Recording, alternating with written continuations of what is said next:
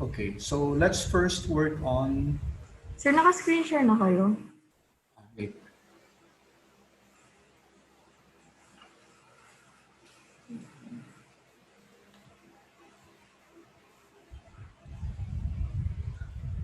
Okay, can you see it now? Yes, sir.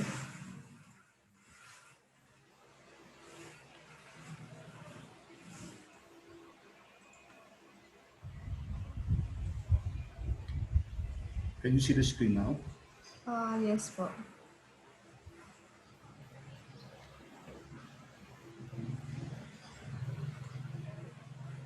Okay.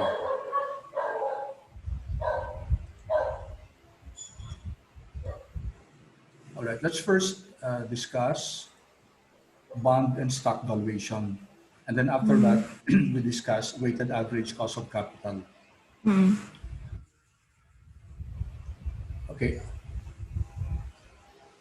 When we talk of bonds, we are talking of, from the perspective of, let's say, from the perspective of the one investing, a bond is a long-term investment, usually 5 years and above. So, uh, tapos sa perspective naman ng issuer, ang bond is utang, no? Mangungutang siya ng long term. So, bond issuer, yung nangungutang, bond investor, yung nag-i-invest dun sa bond. Usually, malalaking companies ang nag-i-issue ng bonds. Although may mga small size at saka medium size din. The objective is to raise funds so that they'll have funds for their projects. So for example, ito, sabi dito, a bond can either sell at a premium or at discount. So anong kaibahan nun? When the terms premium and discount are used in reference to bonds, they're telling investors that the purchase price of the bond is either above or below its par value. Yung par value, yung parang contract price, the par value is the face value, no? Yes, sir. So for example, if a bond has a par value of 1,000, if it's selling it at a premium, ibig sabihin, you can buy that bond at more than 1,000. Si premium bond yun eh. So, ibig sabihin nun, bibiling mo yung bond na to, which promises to pay you 1,000 at the end of the period. Pero you're going to pay it at a higher price, more than 1,000. So that's called a premium bond. Yung reverse naman, yung discount bond, you can buy it for less than the par value or the face value. Supposing the par value or face value of the bond is 1,000, and then you're buying it at, let's say, 900 plus, then that bond is selling at a discount. So discount bond yun. Now, why is this possible? Well, it's possible because interest rates change. No? Like most fixed income securities, bonds are highly correlated to interest rates. Okay? So when interest rates go up, ano mangyayari? A bond's market price will fall. So bakit ganun? Kunyari, may bond akong nag-invest ako sa bond and I'm holding to a 1,000 par value bond, tapos ang coupon niya 8%, tapos biglang ang naging return ngayon sa bond, sa market, naging 12% ng interest rate. So what will happen? I have a bond that's only paying me 8%, tapos sa market ngayon, ang prevailing market rates ngayon, 12% for a similar bond. So, if I want to sell that bond in the market, can I sell it at a higher price? Can I sell it at a premium? Hindi. Bakit? Kasi bakit bibili ng mga investors yan? Sa current prevailing market rates, mas mataas yung interest rates ngayon at 12%, di ba? Yes, sir. So, I'll be forced to sell it at a discount kasi walang bibili. Walang bibili yan. Kasi, ito, binibenta ko to, itong bond na to, 8% yung interest rate. Magkano? 1,500. Kunyari, ang face value niya, 1,000. No? Oh, ba't ko bibili niyan? Makakabili ko sa market ng ng, ng ganyang klaseng bond na 12% yung interest eh. Okay, so just like yung law ng supply and demand, tsaka yung yung mga prices, law ng prices, syempre hindi bibili niyan. So how do I sell that? Ibenta ko at a discount. Ayun, sige, bili mo na lang at ganyan. Yun. So to better explain this example, imagine the market interest rate is 3% today, and you just purchase a bond paying 5% coupon. So dati nakabili ka ng bond na ang coupon niya 5%.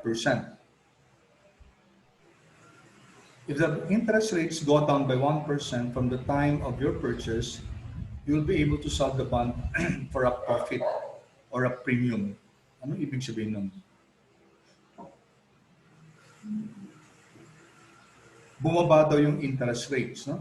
Parang example ko kanina, binili ko to, let's say 2 years ago, ang interest rate niya, ito, kunyari ito, yung second example yun, 9%. Ngayon, ang interest rates ngayon, 8% na lang. So, sino mas mataas na rate? Yung nabili kong bond or yung interest rate ngayon? Yung nabili kong bond na 9%. So, anong klaseng bond to? This is premium bond. Kasi pwede ko siyang ibenta at the market na mas mataas dun sa face value na 1,000.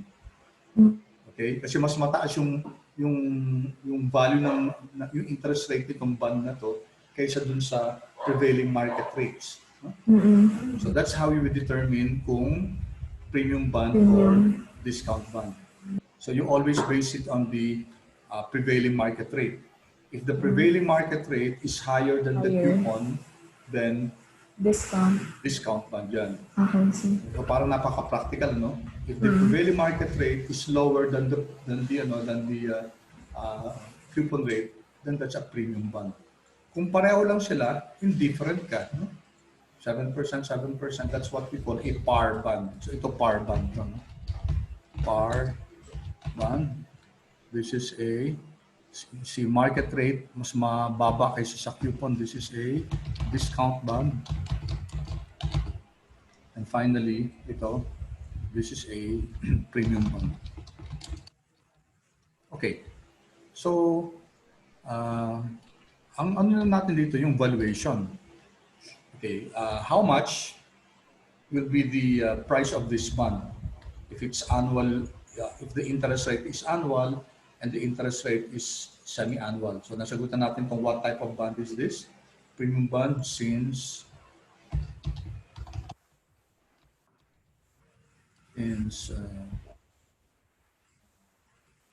current interest rate is less than coupon rate. Okay. Okay, ang bond, madali lang naman siya i-price. May another example na lang ako dito, Angela, basahin mo lang. Pareho lang yung sa example natin. The best way to understand the price of a bond is by drawing yung time value niya. So, kunyari, itong bond na to, 0, 1, 2, 3, hanggang maturity daw 12, no? Hanggang year 12 yan. Hanggang year 12. So, up to year 12. Okay. And then let's draw the cash flow. So annual interest.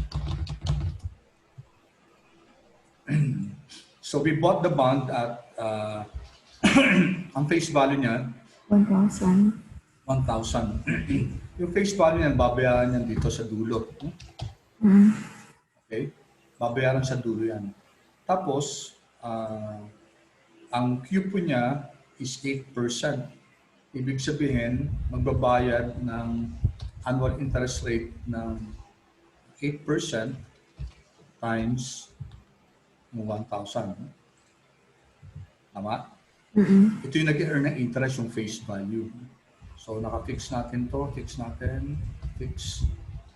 So 80 every year, yung 1,000 na face value, nag-earn ng 80 every year for 12 years. No?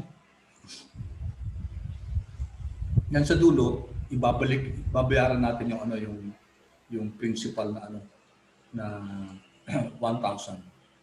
Okay, ang tanong, magkano ngayon to? Okay, magkano ngayon? Now we have revisited this already in the past, no? So i-add na lang muna natin para makita natin yung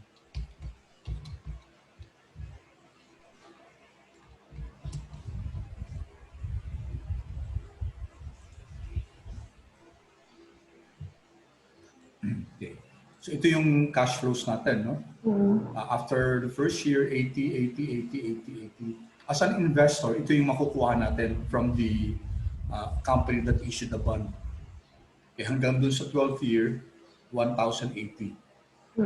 Okay? Kasi ibabayaran na sa atin yung principal na 180, na 1,000.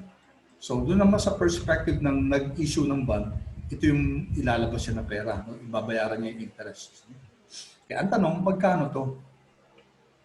Magkano to? If you're going to sell this bond now, how much will that be? Magkano i-cost yung bond? We know that the bond is selling at will be selling at a premium. Bakit? Kasi yung prevailing interest ngayon, sorry, required return, mali. Anong klaseng bond to? Hello? Hello? Ano yun, sir? Anong klaseng bond to? Discount. Discount to mali yung sinusulat ko. Discount bond to. This is a discount bond. Kasi yung prevailing rates ngayon mas mataas kaysa sa coupon rate. So, sorry.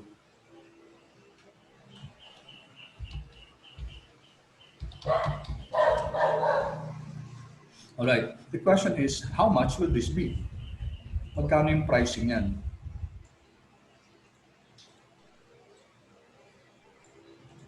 Okay, so the pricing we know will be lower than 1,000.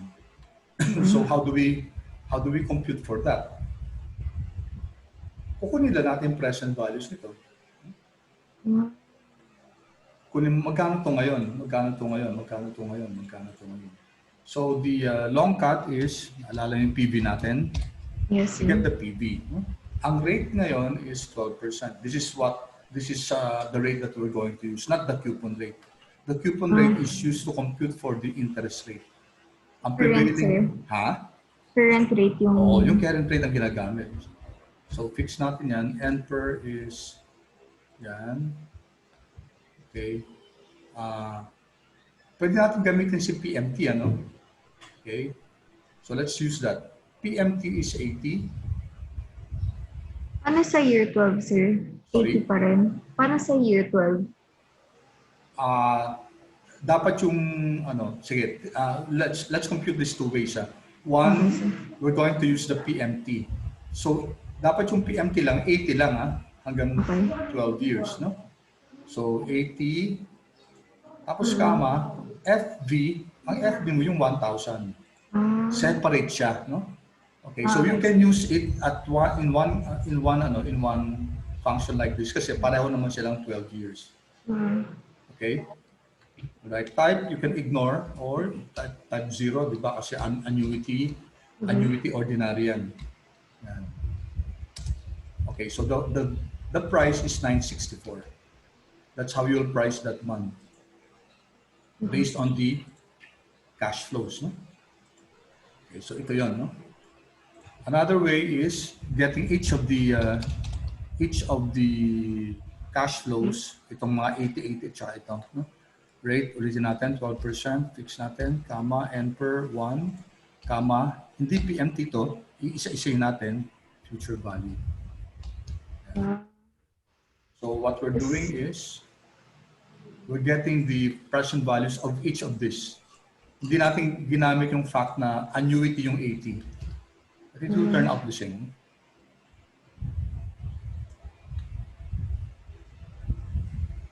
Then isa-sum, kailangan isum. Yes, oo. So ito dito ko ilalagay ito.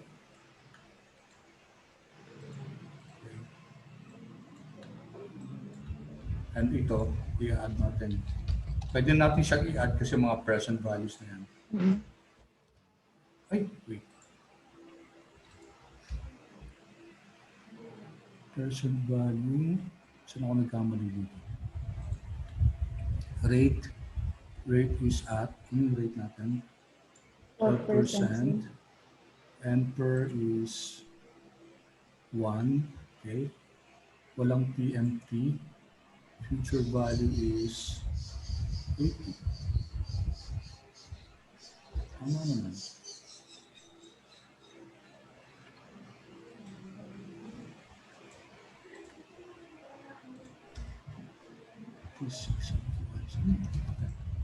Mali itong 752 na po. Mali ba ako sa cash flow? Tama na yung cash flow natin. Ito check natin.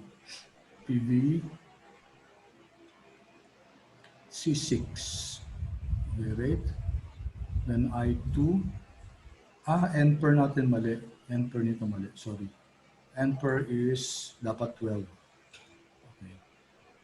Kasi annuity of 12 years Yes. saka yung future value natin is 12. Okay. Mali ako dun sa ano.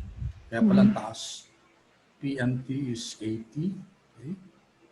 Future value is 1,000. Okay. And ignore the annuity is just ordinary. Pareho na yan. Okay? Yes, sir. So the bond is now selling at a discount. No? And very sensitive yung bond. So yung coupon at saka yung face, hindi na magbabago yan. No? Ang magbabago na lang yung market rates. No? What if the market rate is a little bit lower? Kasi ang taas, ang laki ng difference. Ano?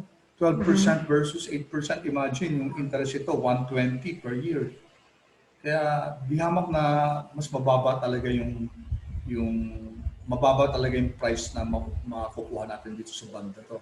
If it was 11%, hindi masyado nagkakalayo yung ano. Okay, mas tumaas yung ano, yung price, no? Tingnan mo ha. If this was 10%, okay, mas tumataas, no? Yes, sir. Pag 9% lang siya, okay, 928, no? And then, pag 8% mismo,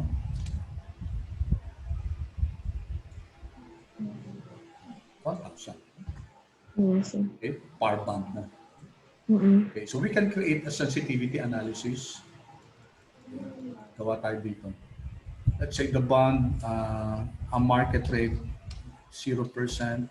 Gawa tayo ng ano, ng series. Fill series. And then naka-column siya. Increment natin ng hindi natin 1%. 0.5. 0.5% hanggang, let's say, 12%. Ayan.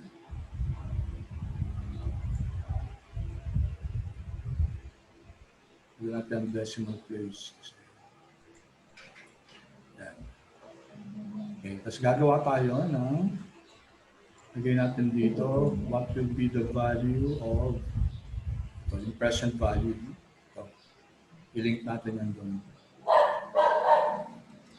Is equal to, link natin dito sa model natin. So, pipick up niya itong ano na to, no? Kukunin niya kung ano man yung generate na value ng ano, ng based on varying interest rate. You're following, Angela? Yes, sir. Okay. So, data, ginawa na natin ito dati. Data table. Okay. And then column input cell, saan natin ilalagay yung column input na to? Dito. Okay. Papalitan niya yung required return ng 0. Parang yung kaninang ginagawa ko manually. Yes, sir. Okay. Yan. Ito na yung changing na ano, nagbabago na price ng bond.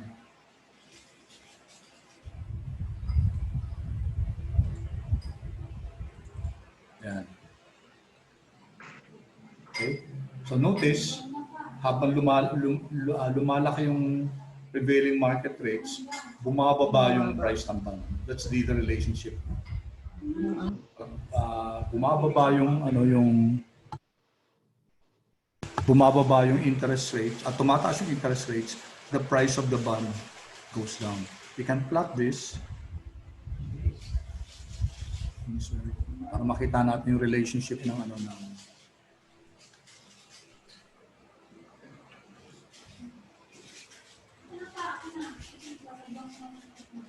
yan.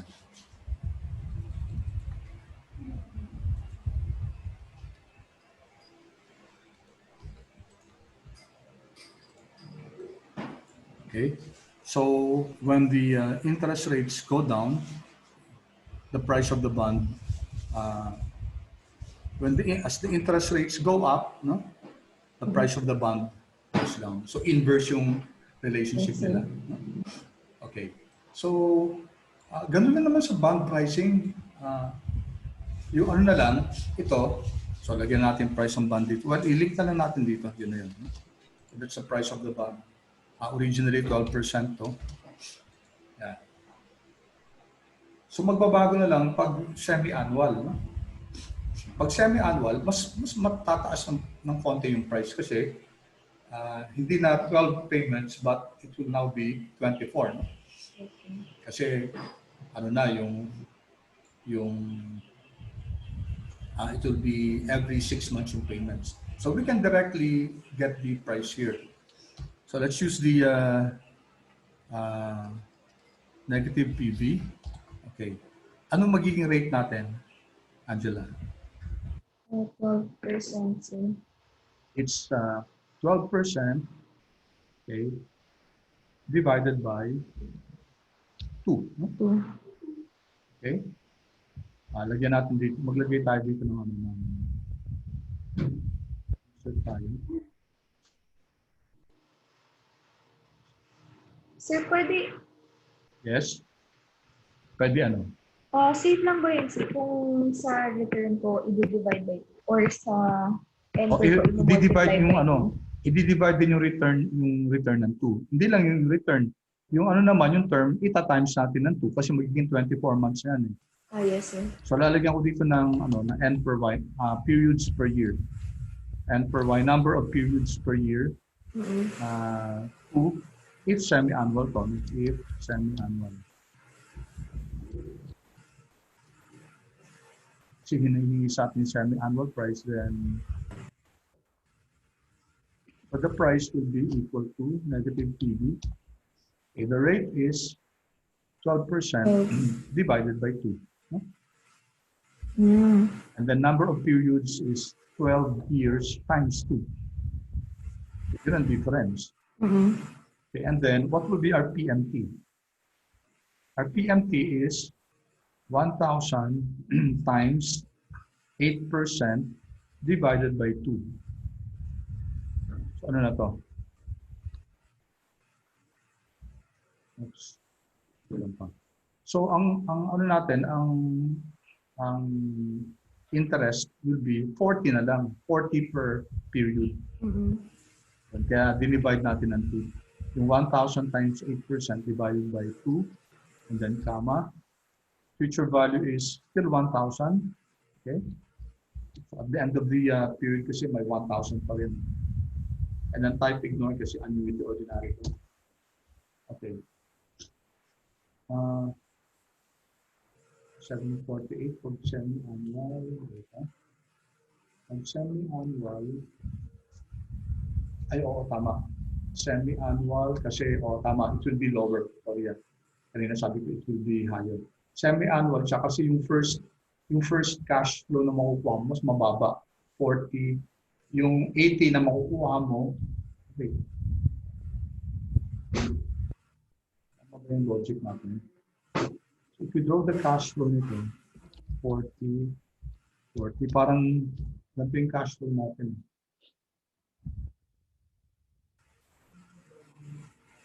Start 24 to hanggang 24. Hanggang 24 to up to 24 billions.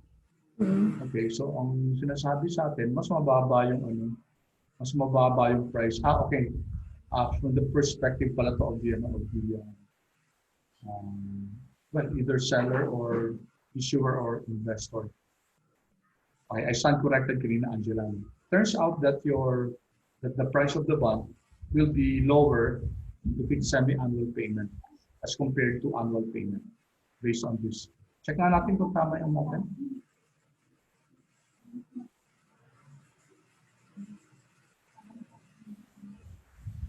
Para makita natin, lagyan natin dito. Then let's Control Shift F3. Bigyan natin ng pangalan. That column para ma-check natin kung tama yung formula. So ito, gawin na lang natin dito ulit. No? Negative PV. Let's write the formula here. Our rate is this one. Comma. NPER is 12 years. Comma. PMT is 1,000 times the coupon rate. Comma. Future value is 1,000.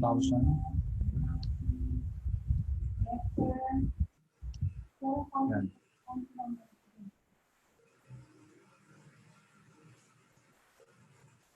Andyan sila. Hello, sir.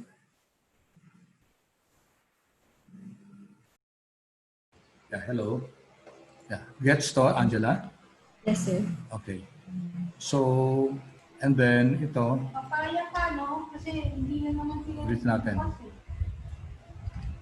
So that's rate. Our rate is required return divided by, yan, dinivide natin. Tapos N per number of periods is 12 years multiplied by the number of periods per year. That's 24 yan. PMT is 1,000 times 8%. That's if annual. I-divide natin ng 2 kasi dalawang beses magkukuha ng ano ng premium. Okay, and then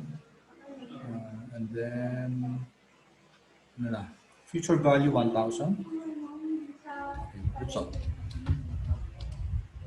748. Turns out that mas mababa yung price ng bond if it's semi-annual. Okay? So, ganda lang to, Angela. Pareho lang yung price nito. Ito, at premium bond. Gano'n lang dito, annual, semi-annual. So, naglalaro lang tayo. Basta ang tinitingnan natin dito, yung magkano yung required rate. No? Compare mo yan sa coupon. Pag mas mababa yung required rate ngayon kaysa sa coupon, premium bond yan. Let's check. No? Negative PV.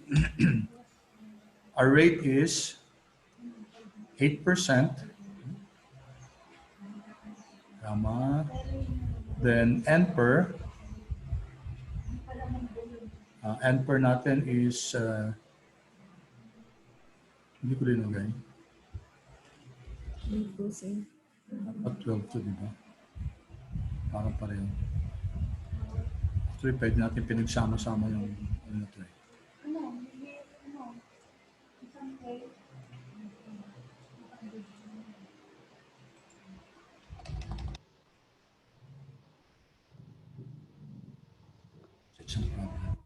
Maturity 12 years din. Pareho lang tong bond na to. Ang kaibahan niya, come to think of it, sana ang ginawa natin dito, pareho pa rin yung coupon. Pareho yung coupon. Ay, ba't binago ko to? Term is 8 years. Change natin to, Angela. Let's just compare. Gawin natin, i-compare natin yung At a lower, Oo, compare natin para mas makita natin. Hindi natin nakikita kung ano. Control C. Okay, here, ang required return was 12%. Ito naman, gawin natin, mas mababa ito. Sabihin natin at 6%. So, prevailing market rate, 6%. Anong klaseng bond to? Required return ngayon, premium to. 6% siya, ang coupon na hawak-hawak natin, 8% eh. Okay, so we can sell, if we are going to sell that in the bond market, we can sell this at a premium. It's equal to negative PV. Our rate is 6%, okay, comma, NPER 12 again, PMT is 1,000 times 8%. FV is still 1,000. Type is ignored. Okay, see? It's selling at a premium. I see. Okay. So, ganun din dito. Although semi-annual siya, it's equal to negative PV. Rate, this time our rate is 6% divided by the number of periods. And N per is 12 times the number of periods per year. The price is this times this. The interest rate divided by 2. And then the future value is 1,000.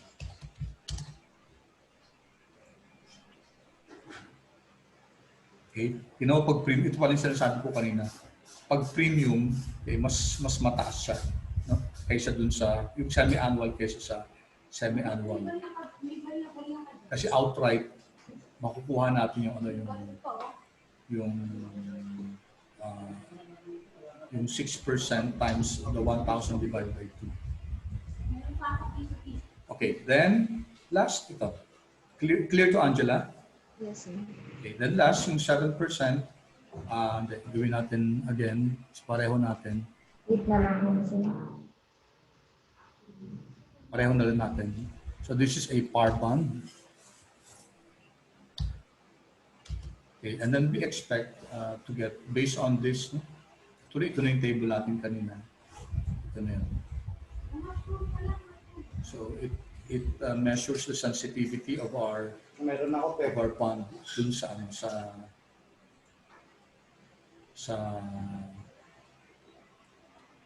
interest rates. Okay, so lastly, is equal to negative PV. Pareho lang din, rate at 8% na. N per is 12. PMT is 1,000 times 80 per 8%. Comma, future value is 1,000. So you get also 1,000. Pag semi-annual siya, negative PV, rate is at 8% over 2, comma, N per is at 12 over 2, comma, PMT is 1,000 times 8% divided by 2. Future value is 1,000. So 1,000 pa rin. Whether semi-annual or annual, since it's a par bond. Right. So yan ang bond valuation in a nutshell. No? So i-ano mo lang yung interest rates, pa-plot mo lang. It's again an application of time value of money. Yes, sir. So let's go here. Stock naman tayo. Stocks ganun din. No? Ang kaibahan nga lang, ang bonds kasi fixed income yan eh. So in a sense, mas mahirap i-value yung stocks kasi mag-estimate niya ng yung base natin, yung dividends. No? So there are different ways to value stocks. One of the methods is yung dividend discount model. Ang ginagamit dito yung dividends, no? Since companies are expected ang nila going concern sa principle sa accounting, di ba? Ibig sabihin, they're created to exist hopefully forever. No?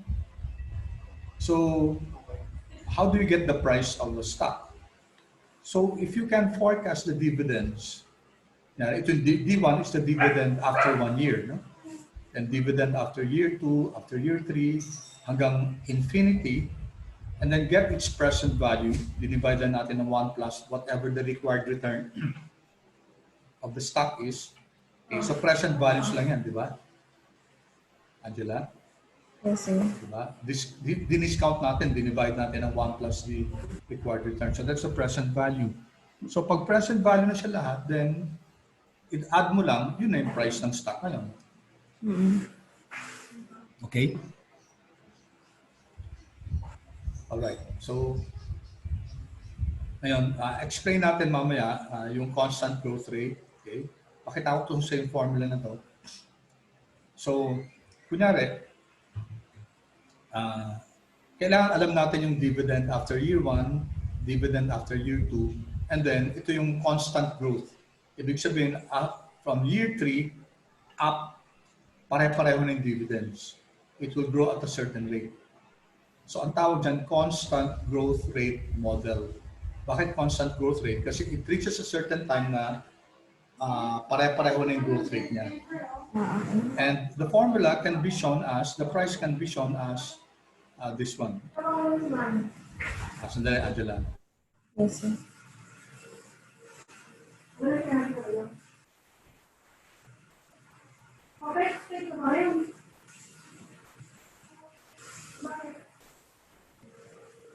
Sorry. Alright? So, take note of this, Angela, itong formula na to. No? Ito yung gagamitin natin mamaya in a while. No? Para ma-estimate natin yung price. Ang objective natin dito, magkano yung price ng stock na to. So, pag na-estimate na natin, doon natin makikita kung magkano na siya sa market ngayon. Doon mo malalaman kung undervalued or overvalued yung price. Yung makukuha natin dito is what we call the intrinsic value. Intrinsic. Intrinsic. Okay. So based on our computations, based on our assumptions, ito yung actual o ito yung value ng stock mismo. Angela, sandali.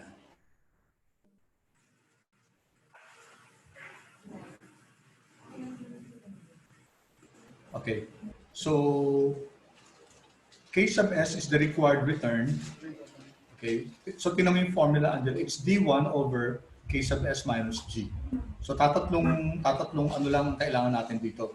Yung dividend next year, yung required return ng stock, minus the growth rate. Ito yung constant growth rate na. Okay. So the value that we're going to get here is your intrinsic value. And then if we compare this, the intrinsic value compared to market price niya. Okay. Alright, kunyari, tinignan natin sa stock market, the stock is selling at 10 pesos. Ngayon tinignan natin, kinumpute natin yung constant growth rate ng stock. Of course, based yan sa assumption. No? Assumption yan kung magkano yung magiging D1, yung G. Okay? So, kunyari, lumalabas na ang intrinsic value is 950. So, ano masasabi natin? 950 yung value ng stock. It's selling at 10 pesos in the market. So, overvalued siya. Bakit? Kasi sa market, binibenta siya at 10 pesos. Eh, samantalang yung kinumpute natin yung intrinsic value na 950 lang. Okay, so ano yung pwedeng decision mo na ganyan? Kung meron kang stock na yan, ibenta mo. Pwede mo ibenta kasi overvalued siya. No? No? Ibig sabihin, yung value talaga niya 950, sorry, baliktad. No? Isulat ko na nga para hindi tayo malito. Ako pala. Intrinsic is less than market value. Ito pa dito sinusulat. Equal to, okay. Ang actual value niya, ang real, quote-unquote, real value niya is 950. Sa market value, it's selling at 10 pesos. So, ano nga siya? Overvalued, no?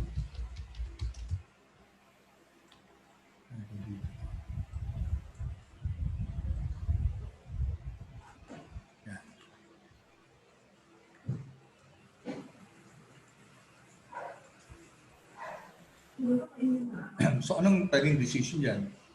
Kung overvalued yung stock, anong pwede natin gawin? Kung meron kang stock na yun, eh, pwede mo ibenta. Kasi ang actual value lang niya, 950, pero sa market, it's selling at 10 pesos, so overvalued. So if you have that stock, you can sell it if you wish. No? Or, kung wala kang stock na yun, ang decision rule niyan, huwag ka munang bibili. Diba? Kasi overvalued siya. Mataas yung presyo niya. Yun ang mga decision dyan. So if intrinsic is greater than market value,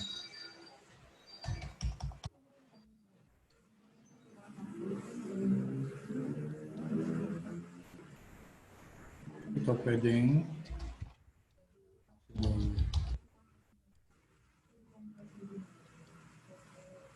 Sell.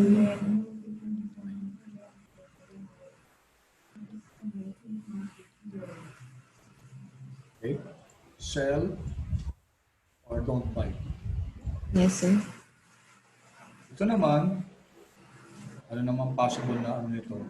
Action. Buy.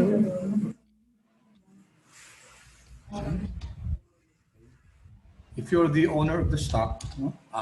Kung wala kang Cancel. ano, buy ka, no? Buy Yes, sir. or Don't sell. hold on. Hold on, no? Hold muna. Excuse me lang. Inom lang po pong water. Sige, go. Wala pong water. Sige, go.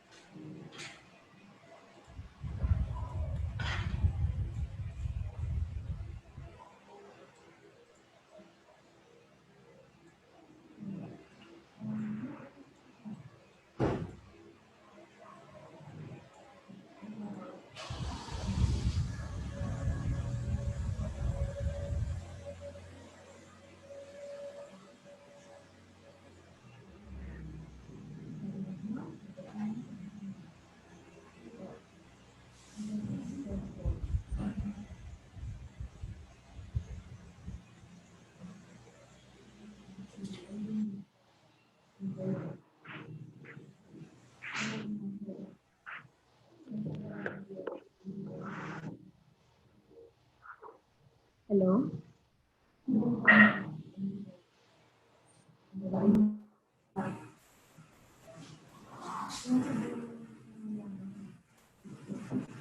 Hello? Hello? Ayan, sir. Okay, so quickly to answer these questions, no? What is the price stock value based on stream of future? What is the basic stock value? Okay, ang answer nito ito, no? The price of the stock is just based on the present values, no? Present values, all in the future. Ito yung formula na yun. Yes, sir.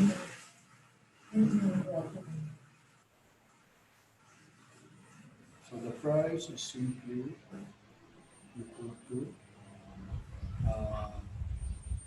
the sum of all the dividends.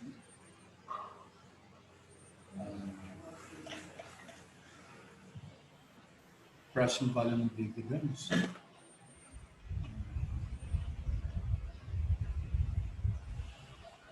So i-add lang natin lahat ng present value ng dividends, which is actually this. Then what is the constant common stock growth for a zero growth model?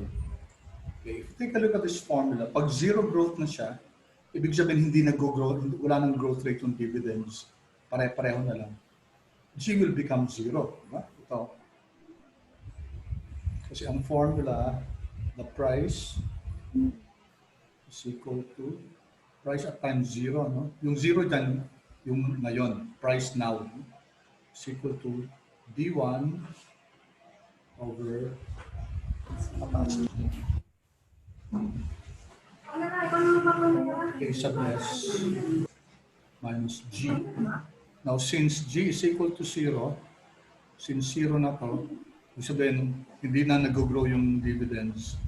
It will be D1 over K sub S lang. Yan.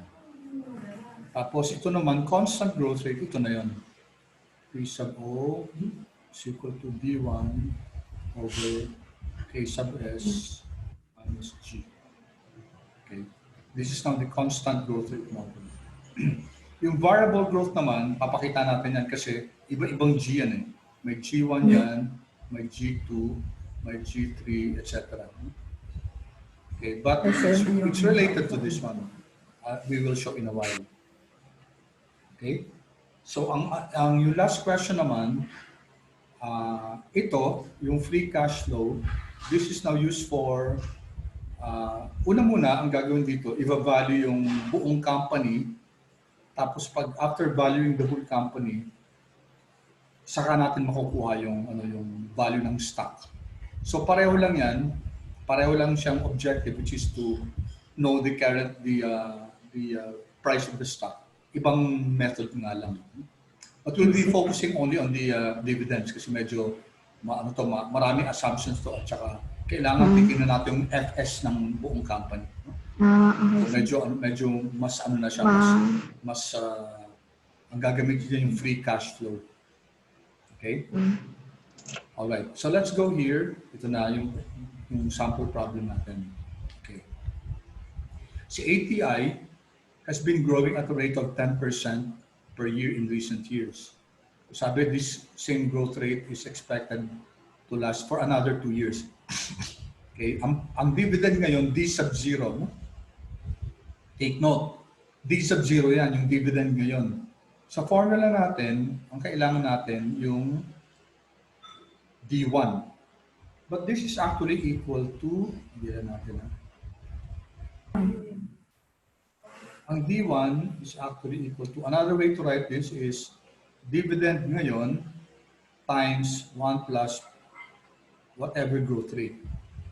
Okay? Kasi ito in-estimate natin to eh. Paano in-estimate yan? Dapat alam natin kung by how many percent mag-grow yung dividend from now up to what year 1. So, K sub S minus G. Okay, these are equal, these two. Ito expressed in terms of D1, ito expressed in terms of dividend now. Okay? Angela? Yes, sir. Paano natin makukuha to? Itong D1, makukuha mo to kung alam mo si yung dividend ngayon. No? Tapos alam mo yung growth rate. If you multiply that, you'll get D1. Okay. So we go here. Okay. Ang sabi, ang dividend now, yan, 160. Tapos expected daw to grow yun ng 10% for the next 2 years. Tapos expected to grow then 5% for the next 5 years, 6% for the next 3 years, 4% next 4 years, and then after that, 5% na. Ito yung tawag natin na long run growth rate. Ito na hanggang ano na to, hanggang infinite na to, 5 years. Okay, so i-plot muna natin yung cash flow natin. So our dividend now is equal to, ngayon ang dividend natin 1.6. Okay. And it's expected to grow by 5% now. 10%. 10% for years 1 and 2. So this times 1 plus 10%. Okay, Angela? So, bakit yung R? Hindi. Sorry. Ito pala. Tama ka. Hindi yung R. It should be the growth rate. Yan. Okay. So, yung 1.6 natin, next year, it's expected to be 1.76 kasi nag-grow siya ng 10%. Ito yung D1 mo. Ito. This is your D1. Okay. This is your DC0. This is your D1. So, yung pricing natin will be based on this. Of course, kailangan din yung mga components na ito. No? So, another 10%. Oops.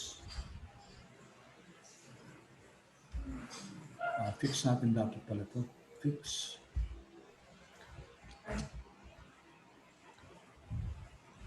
on the second year, 1.93, ano na siya, 1.93. Gawin natin 2 decimal places lang ito para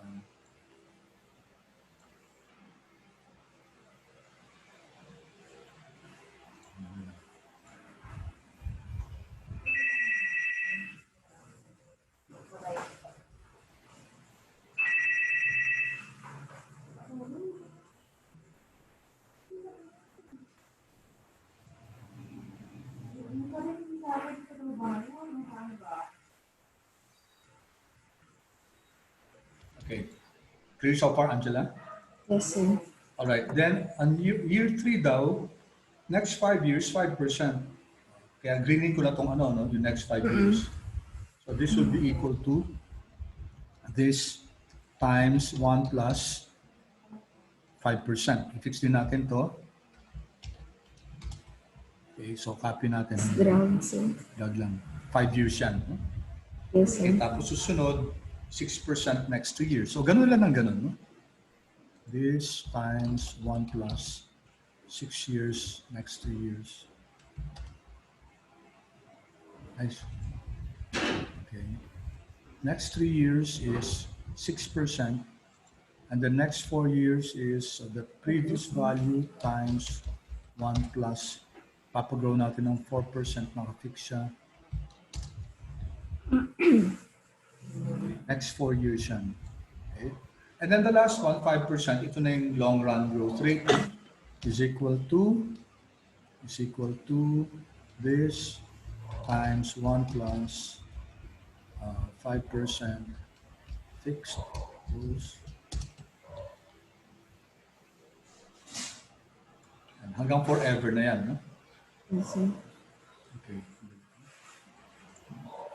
Times naman.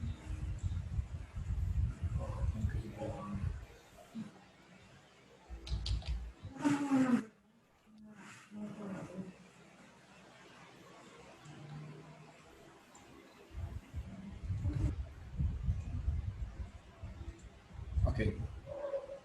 Yan. So ito, Angela, hanggang forever to. Yes, sir. Okay. So what's good about this is that technically dapat kukunin natin hanggang forever yan. Pero it can be shown mathematically that it can be shown that kung saan nagsisimula yung constant growth rate, di ba dito nagsisimula yung constant growth rate? Diba? Yes, sir. So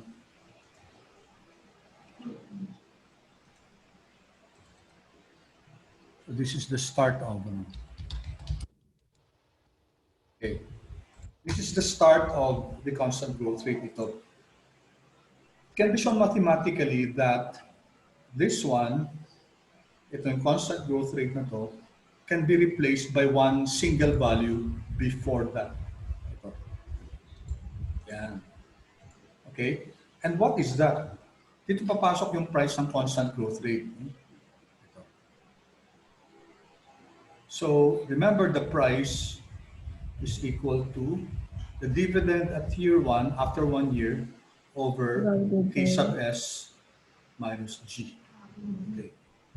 Pag titingnan natin dito, Angela, so, lagyan natin ng years para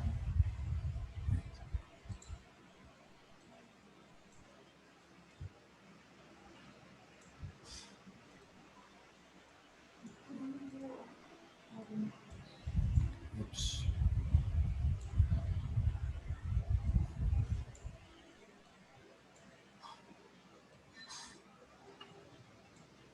Okay.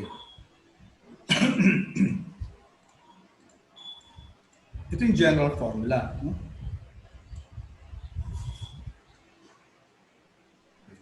If we're going to apply this principle here, okay, the question is, saan nagsisimula yung constant growth rate ng G na to? Di ba dito? Yes, sir. Ano yung growth rate na yan? It's equal to, ano yung growth rate na yan? 5%. Diba?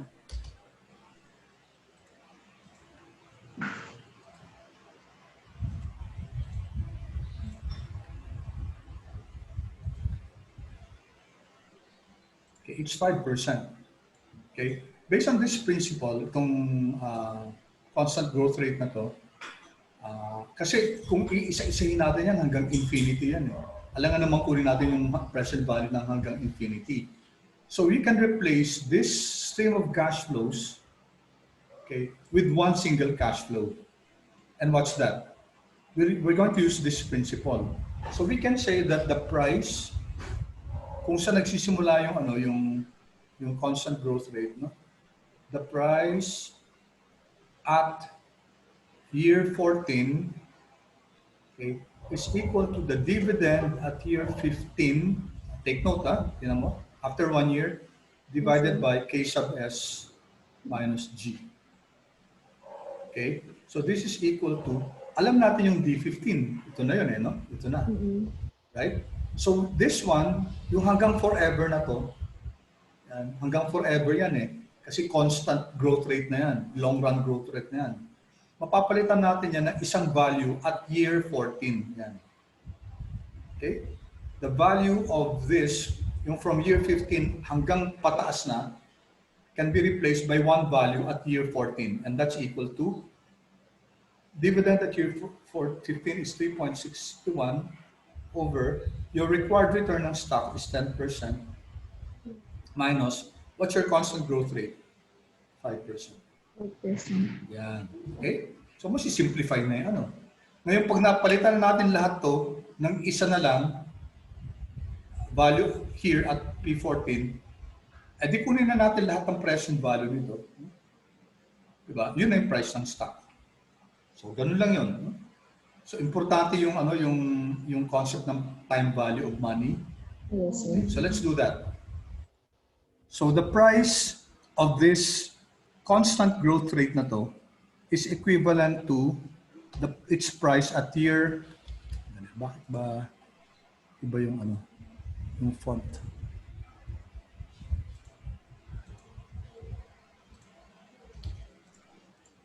Hindi natin, sige, yan. Okay?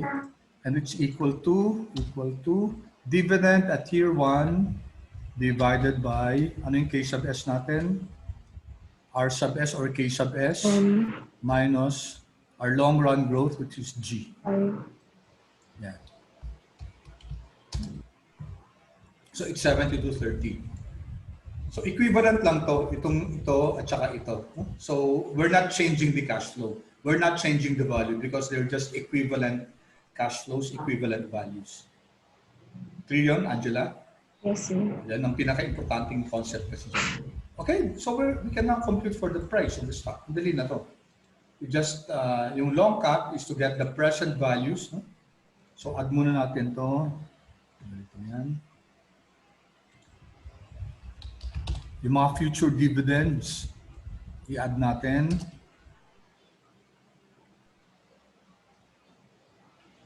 Yan. Okay. Yung mga dividends pala. Dividends pa lang. And then get their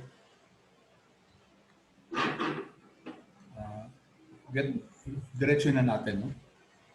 Get their present values. So it's equal to negative PV. Rate, what's our rate? K sub S. N per 1. PMT, hindi naman siya annuity. Future value siya. Ito.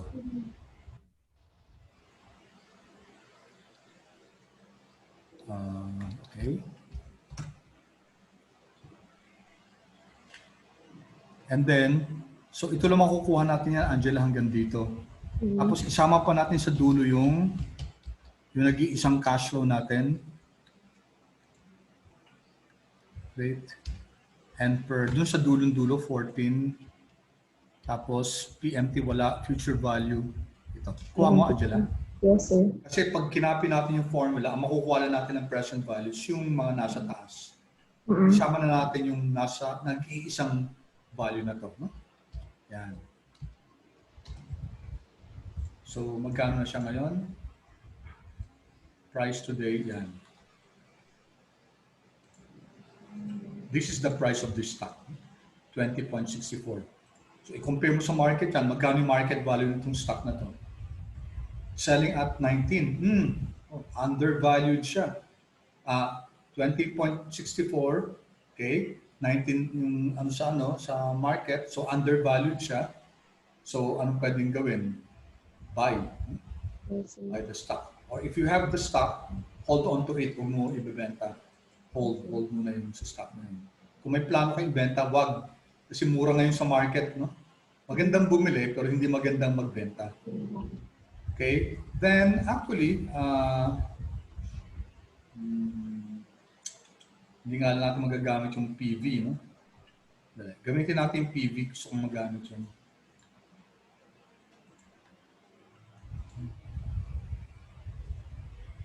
Kunin na nga lang natin yung niya. Tama-tama 30 minutes yung walk natin. Kunin na lang natin yung present values niya para ma-i-add natin. Okay, rate of 10%. N per 1. PMT wala. Future value to.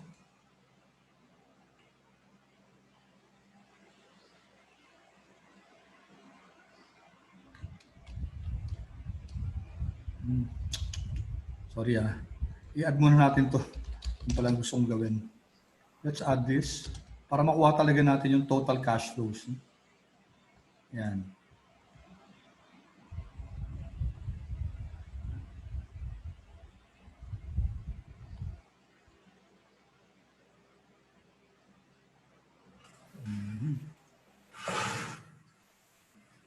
Yung gusto kong gawin.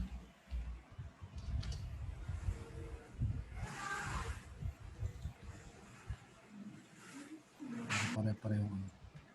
Okay, so ito yung cash flows natin, no? So these are our cash flows. Dividends pala, sorry. Cash flows then. Okay, so we get the present value. Baba ko to. Negative PV. Rate is 10%. N per is 1. Walang PMT. Future value is this one.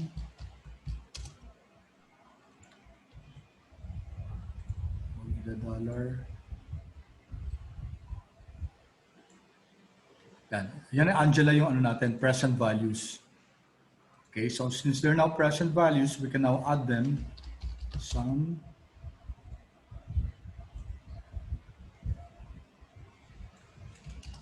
And we'll get, oops, bakit iba? Dali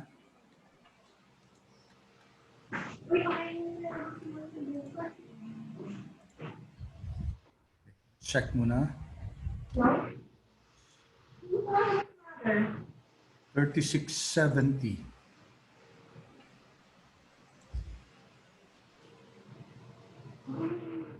Ito.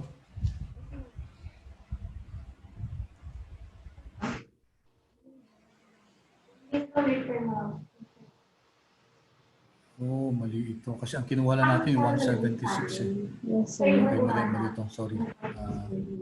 Forget this. This is a wrong formula. Okay, so ito yung price niya. No? Or we can use the NPV function. Di ba? Naalala mo yung NPV function? Okay. NPV, since future cash flows to, pwede nating, tama, ito na yun, no? Okay, rate is 10%, tama. Values natin ito. Kunin natin present values ng lahat na yan. Okay. So that's it. Kasi wala naman tayong cash flow at time zero. That's in future. Yan. Alright, so the price now is 36.70, no? Okay, and then we can answer this question, what is the expected dividend yield? The expected dividend yield is simply, magkano yung dividend at year 1? Expected dividend at year 1 is 1.76. What's the price now? The price now is the price now is 36.70.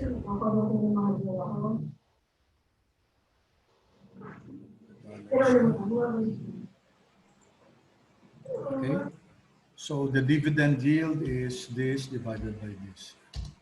Yun lang, 4.8%. Minsan kasi hinahanap, makikita mo dividend yield eh. Dividend yield is simply dividend at next period divided by magkano yung price niya ngayon. Yes, sir. Okay. So that's it. That's it, Angela, yung sa ano, yung sa stock valuation. Okay. So save ko to, then ipopost ko. Okay. And then the last one is, kaya natin to ng 30 minutes. Linagyan ko na ng ano, no? Actually, medyo linagyan ko na ng answer para madali ng discussion natin. Okay. WACC, weighted average cost of capital. Okay, yung weighted average cost of capital is a very important concept kasi yan yung ginagamit natin na return to evaluate capital budgeting projects. Sir, nag-change na po kayo ng ano? Ay, ng wait. screen. Sandali, sorry.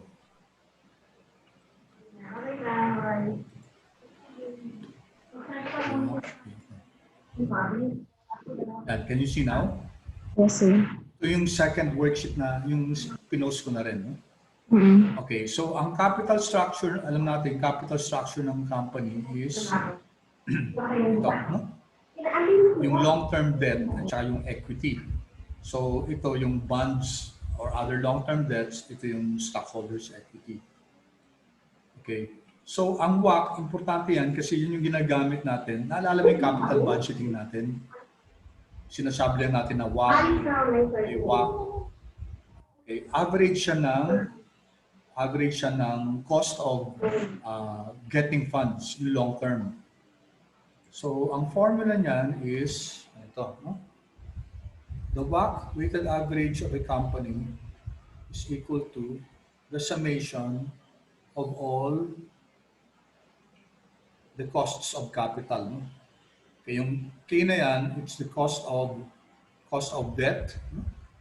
Cost of preferred stock, cost of common stock, minsan kasama din cost of retained earnings. Okay?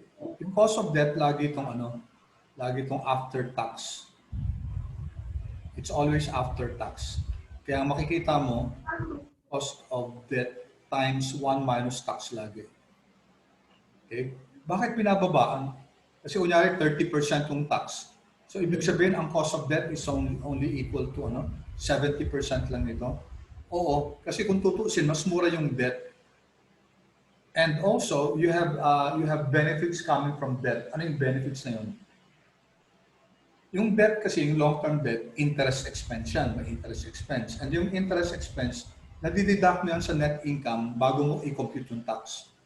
Okay, so nagkakaroon dito ng tax savings due to the interest. Diba? Pag kinompute natin income statement, bago natin i-compute yung tax, ibabawas muna yung interest expense. Okay, so because of that, okay, cost of debt, ang effective na cost is less the advantage na binibigay because of tax implications. No? Kaya lagi ang cost of debt, laging K sub D times 1 minus tax. Cost of preferred stock, cost of common stock, cost of retained earnings. Tingnan natin isa-isa yan. Okay, I already gave here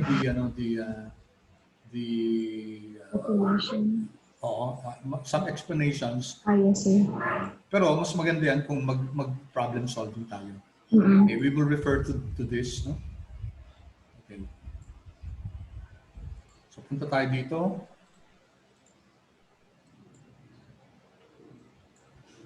Okay, so this is an example of computing for the weighted average cost of capital. Okay, so gawin na natin tax natin 30%. Okay, para prevailing rates ngayon. 30%. Okay. Alright, so sorry in dollars. Tanggalin natin dollars to. Okay, let's suppose that the sample lang naman to, no? Available returned earnings is 30,000. Okay. Ito na. Ano yung cost of bonds? Ang kukumpute natin dito, ano yung cost of bonds natin? K sub D. Okay. Ano yung cost K sub P? And then K sub S. Kasi pag nakuha natin yung mga yan, we can now compute for the weighted average cost of capital, which is simply equal to weight times the costs. And this is equal to weight ng debt times the cost of debt times 1 minus tax. Laging ganyan si cost of debt. Plus the weight ni preferred times cost ni preferred plus weight ni common times cost ni common. Yan ang formula for weighted average cost of capital. Yan ang WACC natin. I see. Okay, so let's go here. Okay, sabi dito si bond daw 10 years yung maturity niya, coupon rate 9%. Okay? Face value 1,000. Given yung price niya. So that means this bond is selling at a discount. Okay, discount. So alam natin na ang rate dapat niyan, ano yung market rate ngayon ng bond na to? Should it be higher than 9% or lower than 9%? Higher. Ha? Higher. Higher than 9% ang ine-expect natin, ano?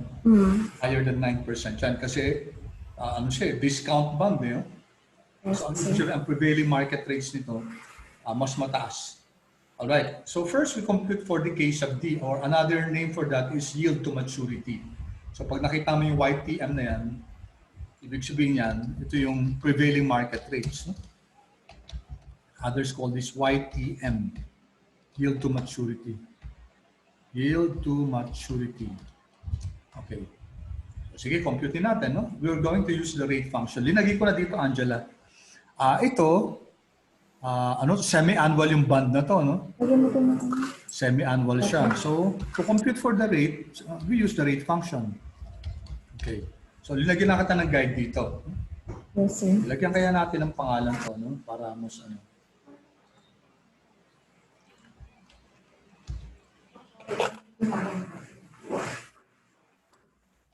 May nadagdag dito na Angela, flotation cost. Ano ibig sabihin ng flotation cost? Pag binenta mo tong bond na to, usually may mga financing institutions na gumagawa nito, mga banks or financing investment houses or financing institutions na maggagawa nito para sa iyo. A company does not usually have the expertise to do this, kaya they hire either banks or other institutions to do this for them. Siyempre, matcha-charge sila kasi parang service yun no? That's why dito ang sabi, ang flotation cost 2%. In other words, yung price na 945 na parang ito yung selling price natin, hindi lahat yan makukuha ng company. Parang may may cost siya. May service charge na 2%. Kaya we have to take that into account. Alright. So sige. We use the rate function. Rate. Ay, nabigyan ko na ba ng pangalan?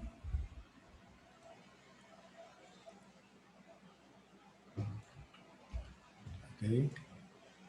So, nakita ko na lang. Okay. Sige, ano ko na to ha? Control Shift F3. Lagyan natin ng pangalan para yan.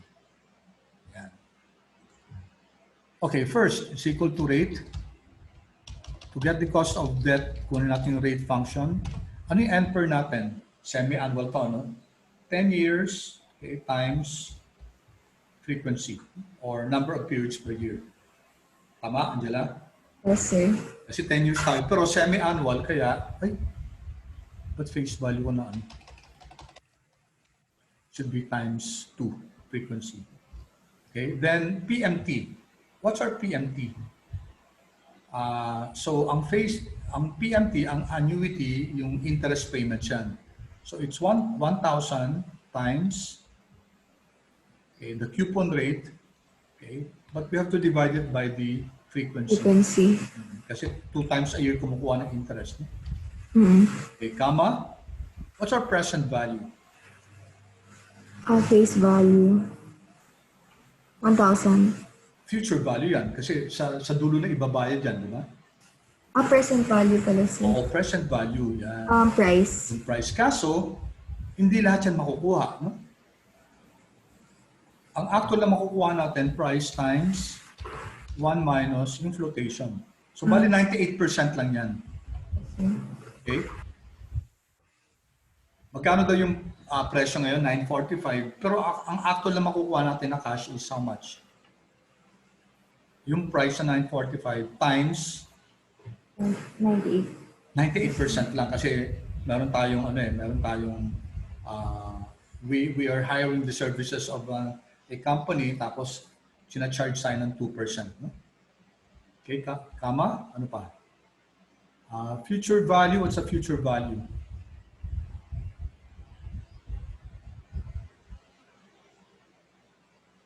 Okay, so careful tayo dito Okay. So let's consider this as an investment, no? So ang investment natin ibig sabihin pag nag-invest tayo ibig sabihin yung interest natin and per ito PMT, ang PMT natin, so this will be positive, okay? Kasi makukuha natin yung stream of cash flows na yan. Yung presyo is how much we're going to pay it. So negative yan. Remember dati nagkaroon tayo ng problem kung hindi tama yung future value natin is 1,000. And that's also positive. So ang parehong direction dito, yung interest at saka yung face value. Okay? Kasi babayaran tayo ng interest, tapos babayaran din tayo ng face value at the end. Yung negative dito, yung presyong, yung present value na ibabayad natin. Clear to, Angela? Any questions here? Yun sir. Okay. At tapos, okay. Pag tinignan natin to, pag kinuha natin to, 5.10 lang. Teka muna, akala ko ba dapat greater than 9? Remember that yung rate na to is semi-annual. Kaya ano dapat gagawin mo? Ita times 2 mo siya. Multiply by 2. You have to multiply it by the frequency to convert it into annual. Yan. So tama tayo, no? 10.2 is the 10.2 is the cost of this debt, no? And then remember that dapat laging 1 minus tax. So cost of debt times 1 minus tax, and tax is 30%. Yan din natin itong Control Shift F3.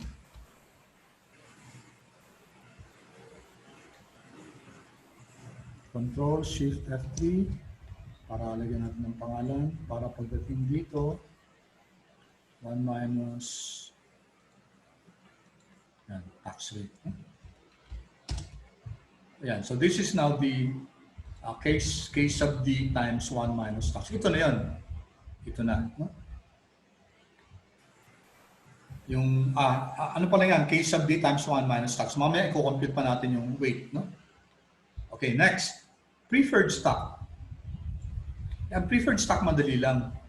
Kasi ang dividend ni preferred stock is simply constant yan. No? Constant. So magagamit natin yung dito yung dividend growth rate model. Okay, so ang cash flow niyan, ang delete mo natin.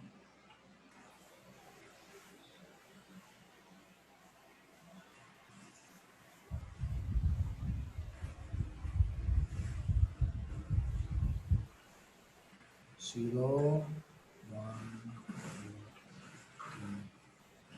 hanggang forever, no? Na infinity. Okay? So 11 daw, no?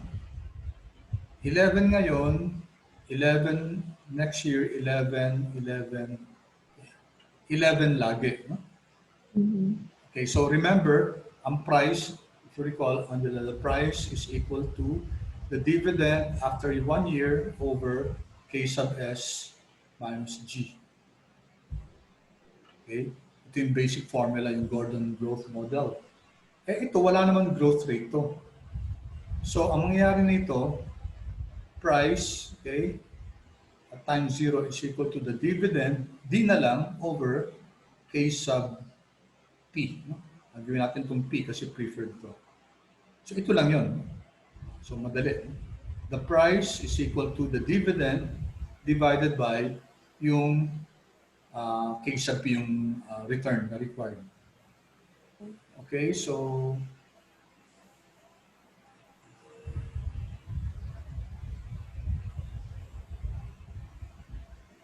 parang may kulang dito. Price is equal to dividend over ano B18. Okay, dali. Sorry let me just refer here. Mali yata yung formula ko. Dito sa ano. Okay. Ito yung dividends natin. No?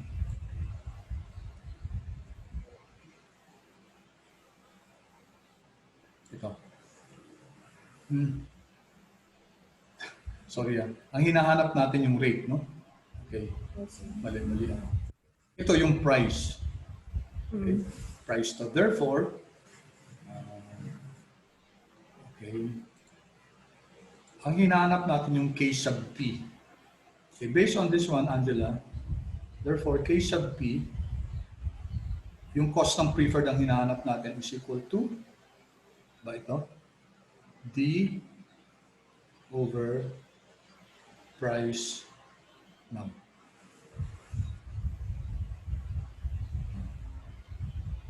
So this is the formula to get yung cost of preferred natin. Okay? And remember, if yung price natin, pag may flotation cost pa yan, i-minus mo yung flotation cost.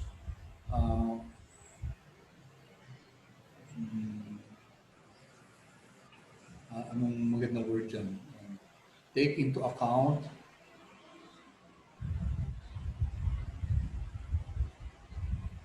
yung flotation cost. Yan. Take into account the flotation cost. Yan. Okay? So, compute natin dito yan. Our K sub S will be equal to, based on this formula, our D is 1.25. And then yung D naman hindi nagbabago sa preferred. D1 divided by, ano yung price ngayon? The price now is 125. The price now is 41. Ba't nasa ano? Dito tayo. Hindi ko pala natanggal yung formula dun. The price now is, lagyan natin ng flotation cost, but 0 to. Sabihin natin na 1%. 1%. So, cost of preferred is the dividend divided by the price. The price is 125, no? 125, and then we subtract the cost of preferred stock. Yan. So we get 8.89%. So ang simple lang yung simple lang actually mga costs. Tandaan natin itong mga formulas at yung mga principle na ito. Okay, lastly, si common equity naman. Dito na papasok yung inaral natin kanina. No? Kasi alam natin sa common equity, but we know that the price is equal to D1 over K sub S minus G. Diba? Okay, so based on that, yan natin i-derive natin. Ang kailangan natin ma-solve for K sub S. So if we can transpose, so magiging magiging K sub S minus G is equal to D1 over K sub O. Okay, di ba? Pinagpalit ko lang Angela, no? Yung denominator dito, dinipot ko lang doon. Yes, sir. Therefore, K sub S is simply equal to D1 over P sub O plus G.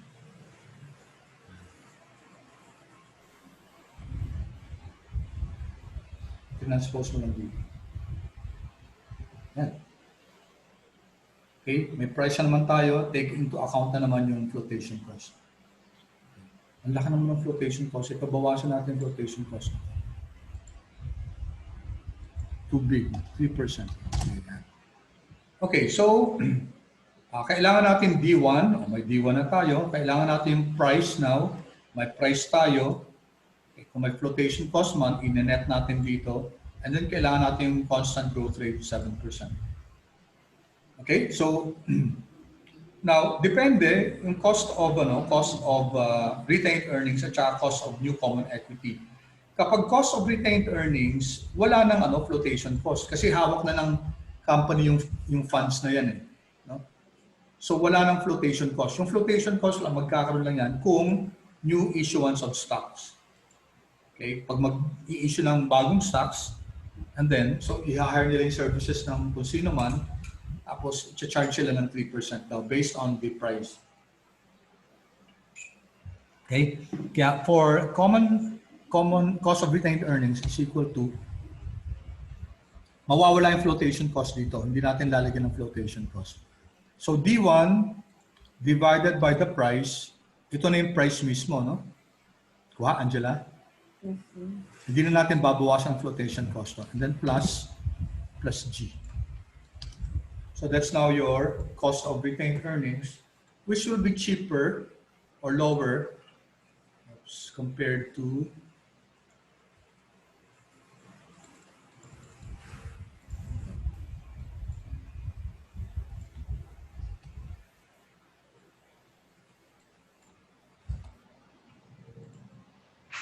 okay. So ito naman sa cost of common equity, D1, susundin natin for formula to, D1 divided by the price. Kaso si price, 4150 times 1 minus the flotation cost. Ibabawas natin si flotation cost and then saka natin i-add si growth rate. Yeah. So notice it's more expensive. Siyempre lang naman kasi pag nag-issue ka ng common equity, may cost involved yan. Okay, Angela, clear? Yes, sir. Alright, so andiyan tayo, malapit tayo matapos, no? Meron na tayong case sub D minus stock 1 minus stocks, meron tayong case sub B, meron tayong case sub C. Okay, that leaves us with just computing for the WACC. Okay, so you have here data, sabi dito, ilan daw shares ng common, 240, ilan shares ng preferred, 25, ilan daw yung units ng face value ng debt, 31. Okay, we have the data kung magkano yung book value niya. Ito yung makikita natin sa balance sheet. No? Ano yung amount ng common stock, ano yung amount ng preferred, ano yung amount ng debt. So kukunin lang yung sa balance sheet ng company. Yung market values naman, bakit naka-dollars to? Madali natin dollars. Okay, yung market value naman, how do we compute for the market values?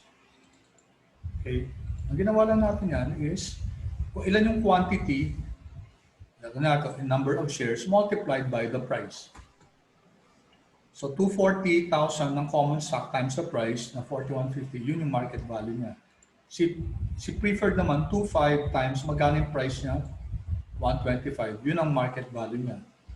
Tapos si debt, okay, 3,100 multiplied by yung price niya, 945, okay? Ito yung market value niya.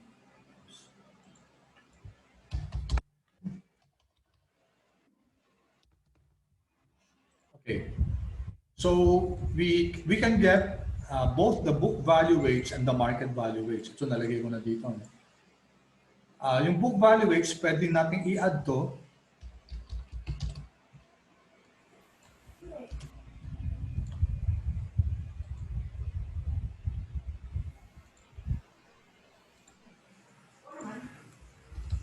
Okay, add natin.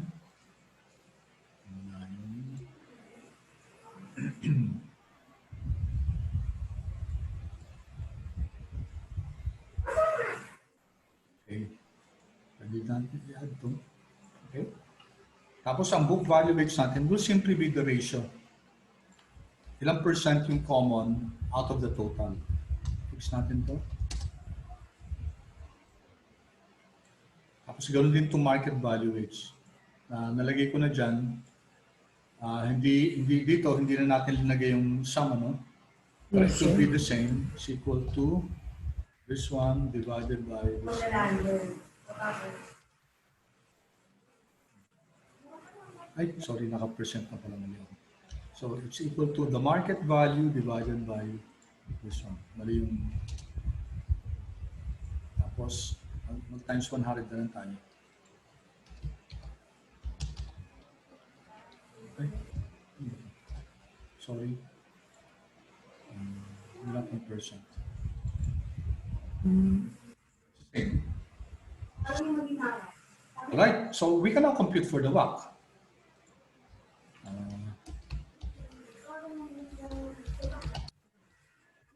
Din natin the WACC is, ulit ko lang dito, one last time.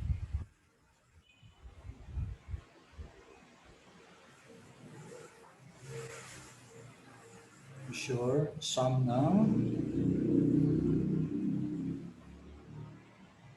Okay, it's equal to weight of debt, cost of debt, laging 1 minus tax, plus weight of preferred, cost of preferred, plus weight of common, cost of common.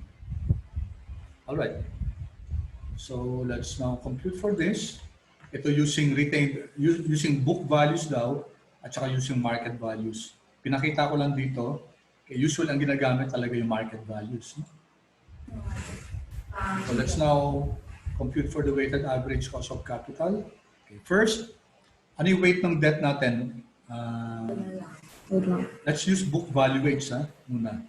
Book value weight ni debt, okay, times book value ni debt times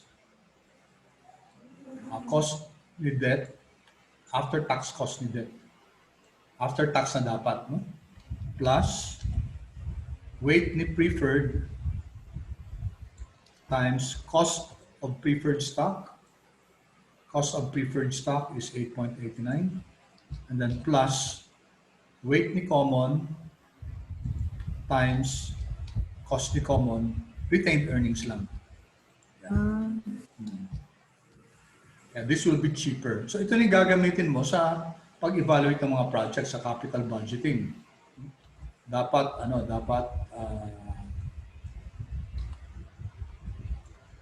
ang WACC na gagamitin 8.79. Okay, para mas conservative ang ginagamit natin yung cost of common. So, ano lang mababago dito? I-copy na lang natin to, Control C, then is equal to Control V. Ang mababago lang yung okay, it will be the same. Okay. Ang mababago lang will be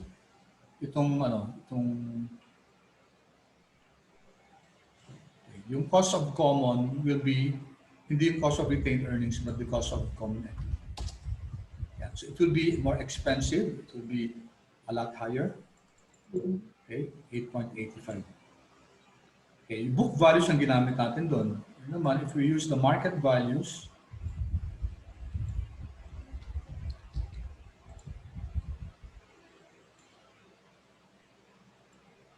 so mali na to, no? Bago natin mag-insert kasi tayo ng ano.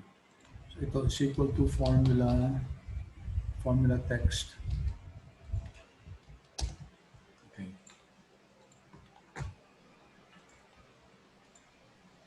How about this?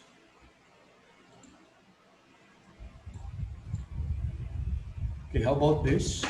Is equal to, actually pwede nating copy na lang to.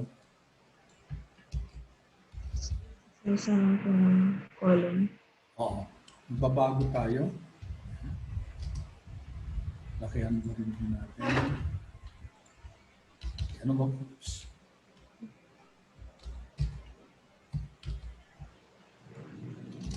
What will change here? Dapat yung weights natin Hindi E ang gagamitin natin, si F. CFC. Oo. Debt, ito F. Tapos, ito, yung preferred, yung F natin. Tapos, ito, yung weight ni, tama ba? Tama. F33, F32, F31. Okay.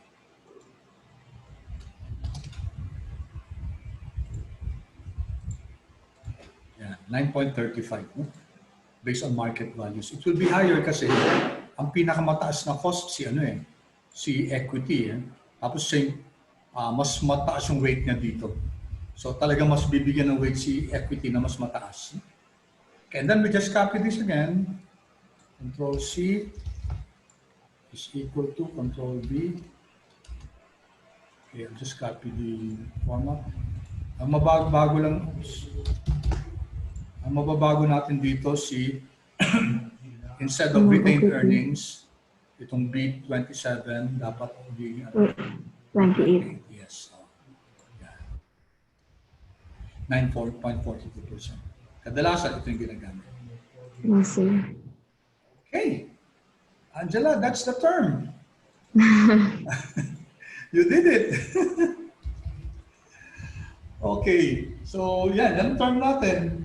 Biro muna natin. Pero ano tayo, photo finish din, ano? Kasi late na rin tayo nagsimula eh. Oh, yes, sir. Pero at least parang parang regular class. Naitawid, sir. Ha? Naitawid naman. Sorry? Naitawid. Oo. Hindi lang natawid. Actually, you're blessed kasi maganda yung natin, yung hindi naman sa pero ito na yung magandang LBYFIN2. No? Yes, sir. Kasi LBYFIN2 hindi ganyan yung pag simple lang eh. Yes, sir. Oo. So, anyway, yan. That's the term. Angela, thank you so much for your patience, no? So, ang gagawin na lang natin to, finals na lang tayo, no? Wala namang exercise for WAC.